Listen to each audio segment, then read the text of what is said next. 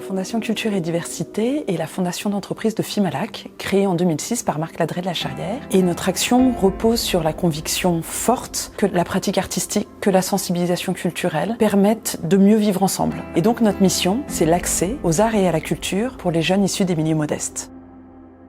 Adolescent, Jamel Debbouze, à Trappes, dans son collège, a eu l'opportunité de participer aux premiers ateliers d'impro qui étaient donnés par quelqu'un qui s'appelle Alain Degois, dit Papy. Alors un match d'improvisation, c'est une pratique hybride, c'est entre le sport et le théâtre. Il y a deux équipes qui vont s'affronter dans un espace de jeu qu'on appelle patinoire, qui ne se connaissent pas vraiment. Ce qu'ils connaissent, c'est les modalités du jeu, pour rencontrer l'autre et pouvoir jouer avec lui, pour continuer l'histoire. Évidemment, on sait l'impact que ça a eu sur la vie de Jamel Debbouze et des années plus tard, il entend parler de ce que fait la Fondation Culture et Diversité, de notre engagement envers les jeunes. Et donc il vient voir Marc de la Charrière et il lui propose que nous montions ensemble un trophée d'impro qui va permettre à de très nombreux collégiens issus de l'éducation prioritaire ou des zones rurales de découvrir et de pratiquer l'improvisation théâtrale. Et c'est ainsi qu'est né le trophée d'impro Culture et Diversité.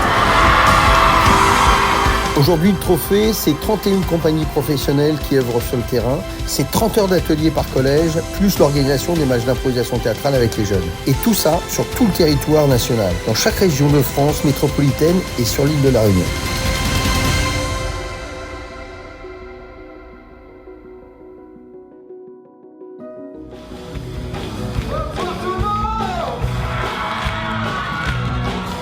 Bienvenue à la finale de la région Auvergne-Rhône-Alpes du trophée d'impro culture et diversité. Quand on fait un spectacle devant les parents ou les professeurs, ils découvrent leurs élèves. Alors, du coup, ils disent « Ah, c'est incroyable cet enfant, je ne le voyais pas du tout comme ça. »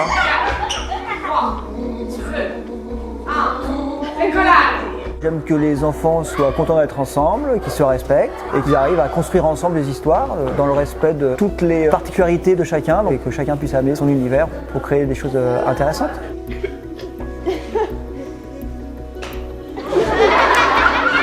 Ça nous fait voyager, avec le Covid, tout ça, c'est vrai que ça fait du bien de s'échapper un petit peu.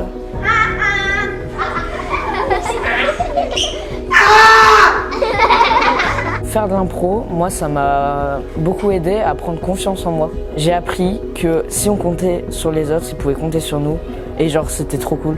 Le fait d'inventer des personnages, d'inventer une histoire avec d'autres personnes, ça a créé un lien super fort avec les gens et c'est trop cool quoi. Le voyageur et moi avons décidé de découper le jeu. Je suis beaucoup plus efficace, j'ai aussi plus de présence. C'est super pratique du coup pour les présentations à l'école et tout. Voilà, j'ai vu une grande amélioration. Et en fait, je bégaye beaucoup, on peut le voir. Et en fait, ça m'a permis de un petit peu moins bégayer. Là, le fait d'être embarqué dans une aventure comme ça, avec des gens qui viennent de l'extérieur, des comédiens, qui ont un autre rapport aussi avec les élèves, c'était effectivement hyper enrichissant. Ça m'a donné plein d'idées, d'exercices que je pouvais faire avec mes élèves, d'autres façons d'aborder le théâtre, et notamment cette année avec Molière. Mesdames et messieurs, faites du bruit pour Acolyte!